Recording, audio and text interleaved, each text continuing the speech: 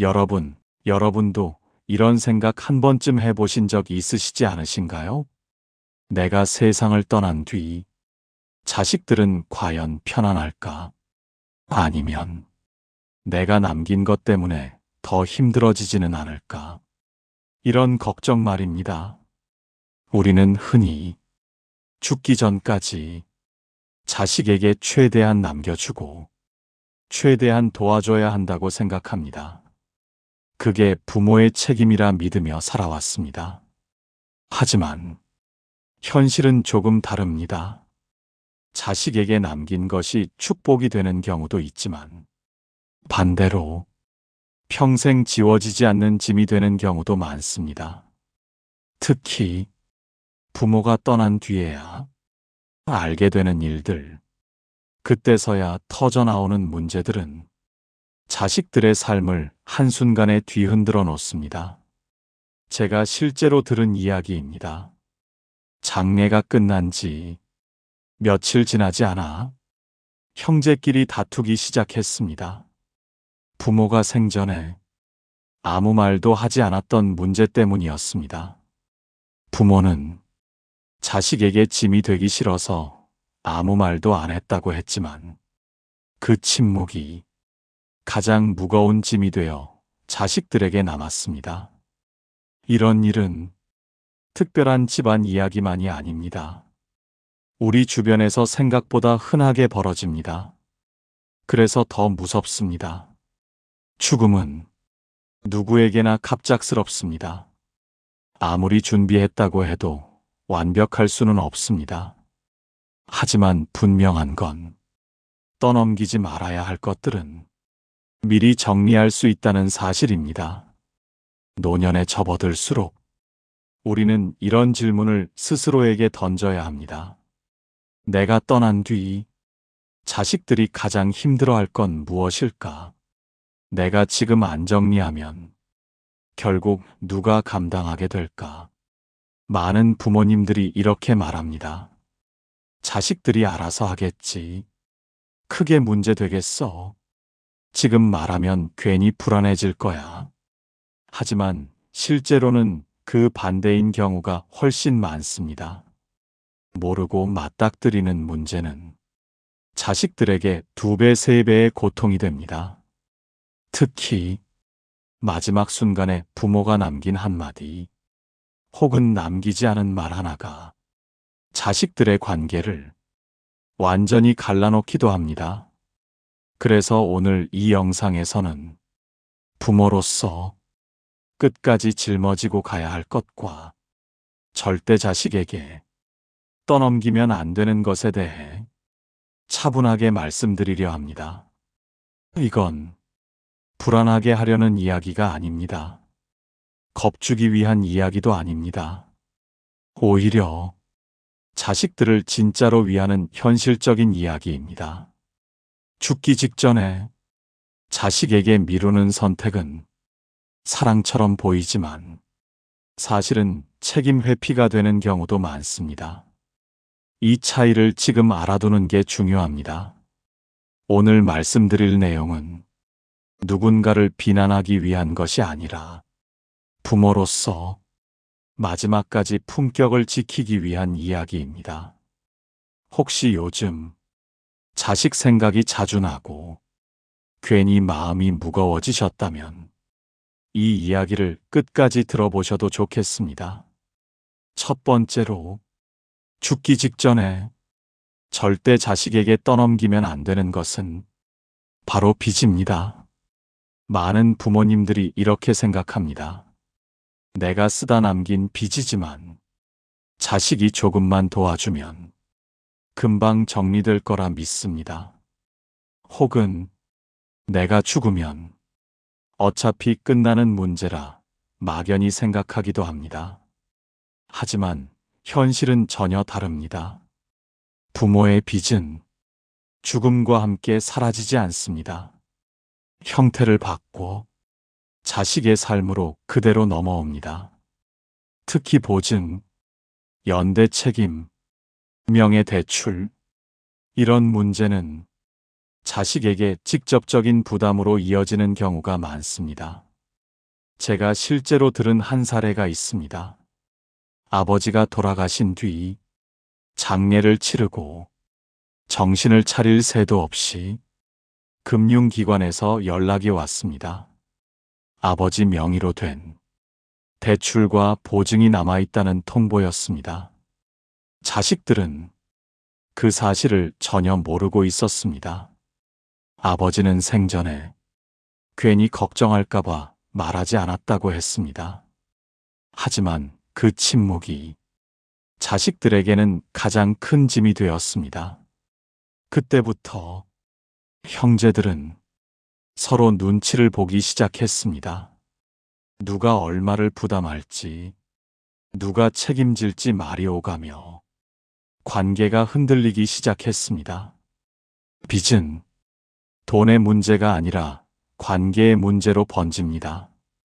특히 부모의 빚은 자식 사이를 순식간에 갈라놓습니다.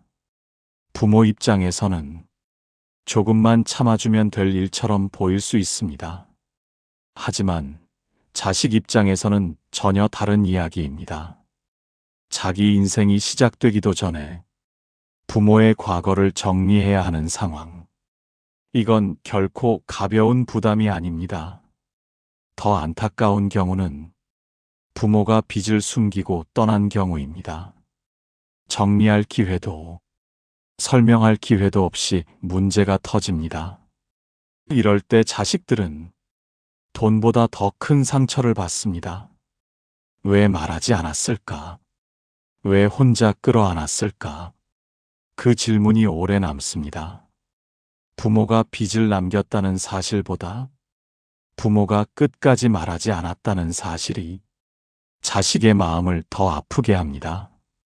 노년에 접어들수록 빚은 줄여야 할 문제가 아니라 반드시 정리해야 할 문제입니다.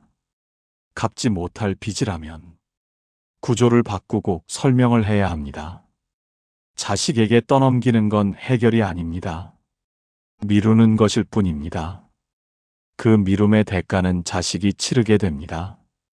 100번 양보해도 부모의 빚은 부모가 책임져야 합니다. 그게 마지막까지 부모로 남는 길입니다. 혹시 지금 정리하지 못한 빚이 있다면 그 자체보다 그 빚을 숨기고 있는지가 더 큰 문제입니다. 첫 번째로 절대 떠넘기면 안 되는 것은 빚 그 자체보다 빚을 정리하지 않은 채 침묵으로 남기는 선택입니다. 앞서 말씀드린 것처럼 빚은 숫자의 문제가 아닙니다. 시간의 문제이고 관계의 문제이며 결국 마음의 문제입니다. 부모가 살아있을 때는 어떻게든 버틸 수 있습니다. 아끼면 되겠지. 조금만 더 참으면 되겠지. 이렇게 생각하며 혼자 감당하려 합니다. 하지만 죽음 앞에서는 그 계산이 모두 무너집니다. 그 순간 정리되지 않은 빚은 고스란히 자식의 몫이 됩니다. 자식들은 선택할 준비가 되어 있지 않습니다. 마음의 준비도 시간의 준비도 전혀 되어 있지 않은 상태에서 문제를 떠안게 됩니다. 이때 가장 힘든 점은 돈을 갚는 일보다 왜 미리 말하지 않았느냐는 마음속 질문입니다. 그 질문은 오래도록 남습니다. 실제로 이런 말을 하는 자식들이 참 많습니다. 돈이야 벌면 되지만 아버지가 왜 끝까지 숨겼는지가 더 괴롭다고 말합니다. 빚을 남기는 순간 자식은 부모의 삶을 뒤늦게 해석해야 하는 상황에 놓입니다. 이건 자식에게 너무 가혹한 일입니다.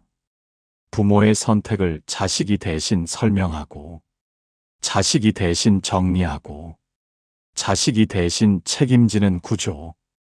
이건 사랑이 아니라 부담입니다. 특히 형제가 있는 경우 문제는 더 복잡해집니다. 누가 더 부담할지, 누가 덜 부담할지 말이 나오기 시작합니다. 이때부터 형제 사이에는 보이지 않는 금이 생깁니다. 부모가 원하지 않았을 가장 안타까운 결과입니다. 부모의 빚이 형제의 갈등으로 바뀌는 순간 그 빚은 돈 이상의 상처가 됩니다. 그래서 정리하지 못할 빚이라면 최소한 알려야 합니다. 설명해야 합니다. 왜 생겼는지, 어디까지 남았는지, 어떤 선택지가 있는지. 이건 부모만이 할 수 있는 이야기입니다. 자식에게 미안하다는 말 한마디, 솔직한 설명 한 번이 훗날 수년의 갈등을 막아줄 수 있습니다.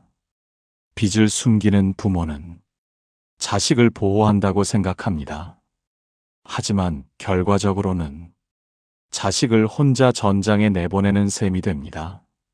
정리할 수 있다면 지금 정리하는 것이 가장 좋습니다.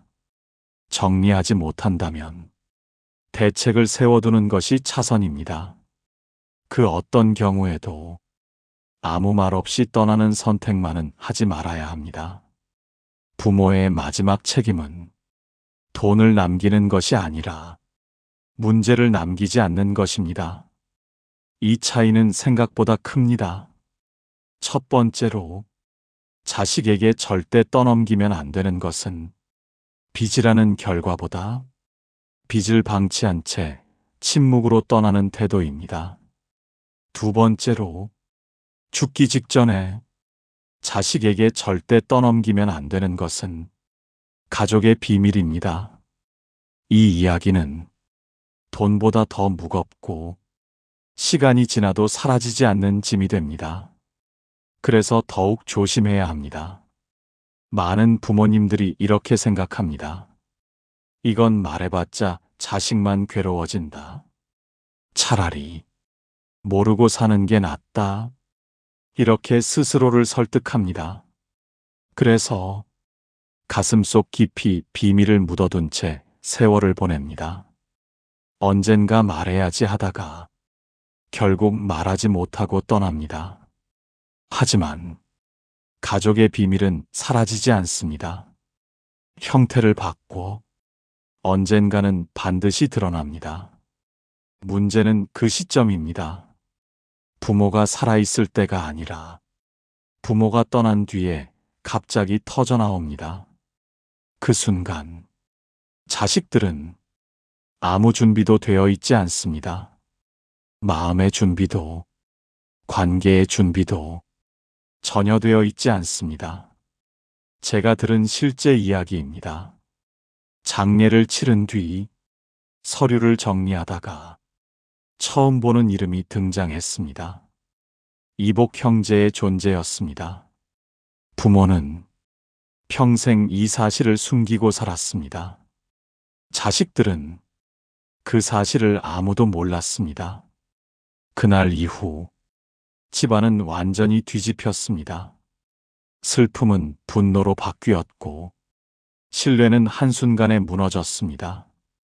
자식들이 가장 괴로워했던 건 사실 그 자체보다 왜 끝까지 말하지 않았느냐는 그 질문이었습니다.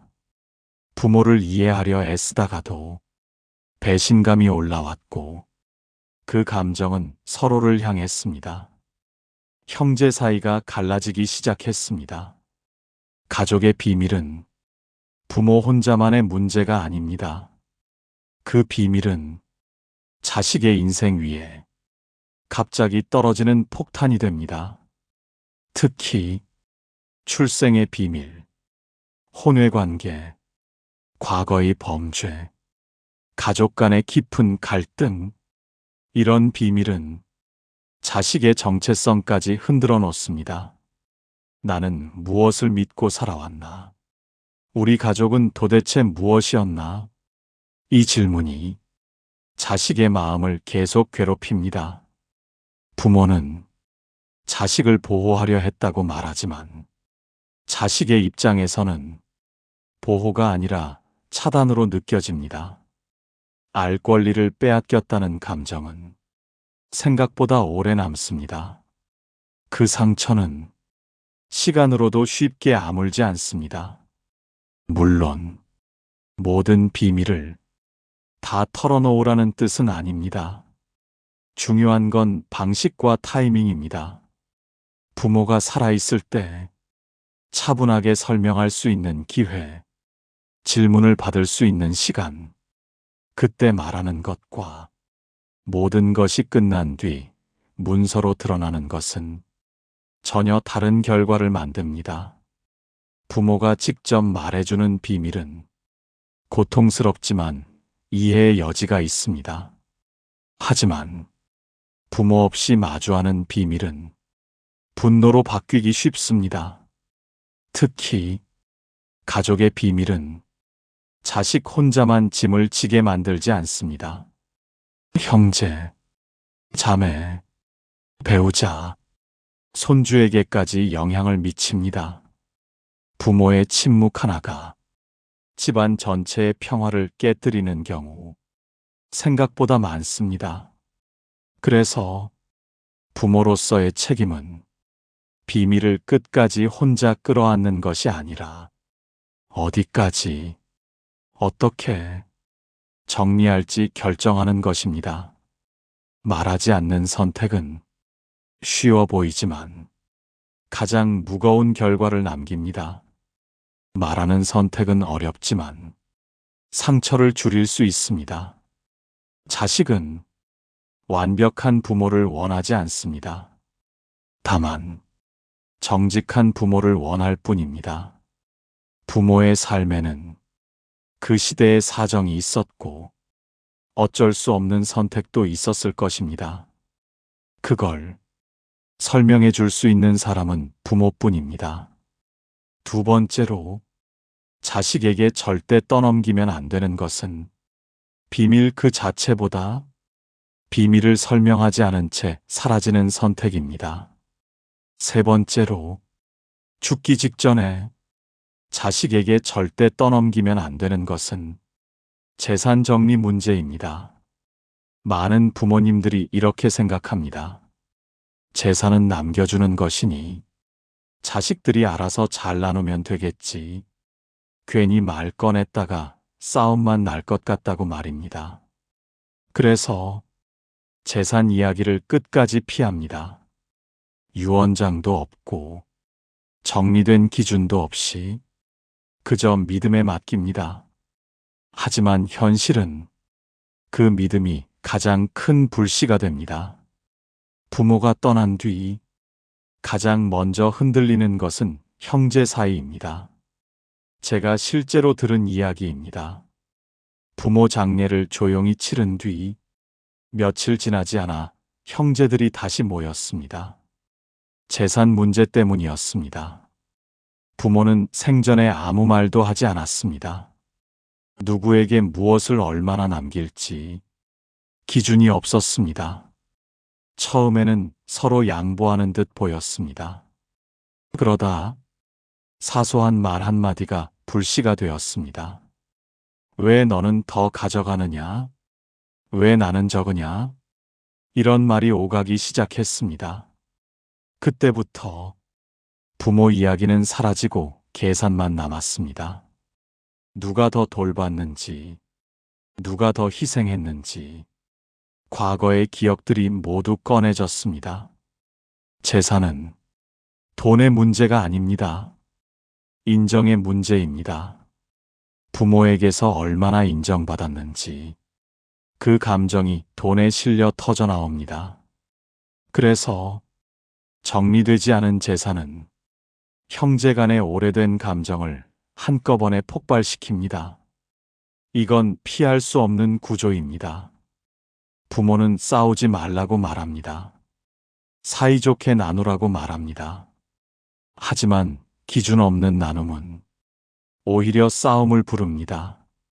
특히 집 한 채, 땅 한 필지, 사업체 하나, 이런 재산은 더 큰 문제를 만듭니다.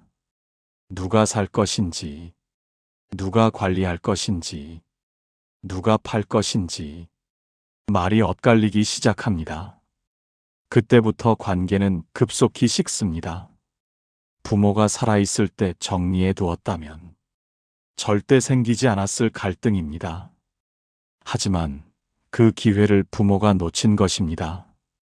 또 하나 중요한 문제는 말로만 정리한 경우입니다. 말은 기억이 다르고 해석이 다릅니다. 결국 말은 증거가 되지 않습니다.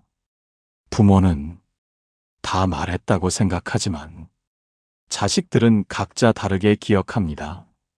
그 차이가 분쟁을 만듭니다. 그래서 재산 문제는 반드시 문서로 남겨야 합니다. 누구에게 무엇을 왜 남기는지 기준이 분명해야 합니다. 이건 차별이 아닙니다. 현실적인 배려입니다. 부모가 직접 설명할 수 있을 때 설명해 두는 것이 가장 깔끔합니다. 재산을 나누는 기준은 공평일 수도 있고 형평일 수도 있습니다. 중요한 건 부모의 의도가 명확히 전달되는 것입니다.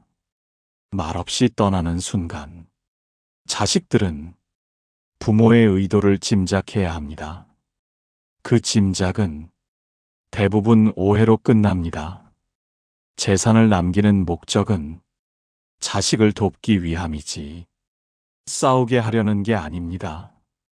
그런데 정리하지 않으면 정반대의 결과가 나옵니다. 부모로서 마지막까지 해야 할 일은 많이 남기는 것이 아니라 깔끔하게 남기는 것입니다. 정리된 재산은 자식에게 안도감을 주지만 정리되지 않은 재산은 평생의 갈등을 줍니다. 특히 재산 규모가 작아도 정리는 필요합니다. 작다고 해서 문제가 안 생기지 않습니다. 오히려 적을수록 감정이 더 크게 작용합니다. 부모가 재산 정리를 미루는 이유는 대부분 같습니다. 말 꺼내기 싫어서, 분위기 깨기 싫어서, 자식들 마음 다칠까봐 이렇게 말합니다. 하지만 결과적으로 그 선택이 자식들의 마음을 가장 크게 다치게 합니다. 세 번째로, 자식에게 절대 떠넘기면 안 되는 것은 재산 그 자체가 아니라 재산을 정리하지 않은 채 결정을 미루는 태도입니다.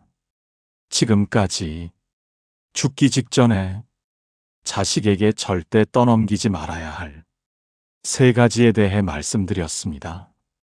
빚, 가족의 비밀, 재산 정리 문제. 이 세 가지는 모두 하나의 공통점을 가지고 있습니다.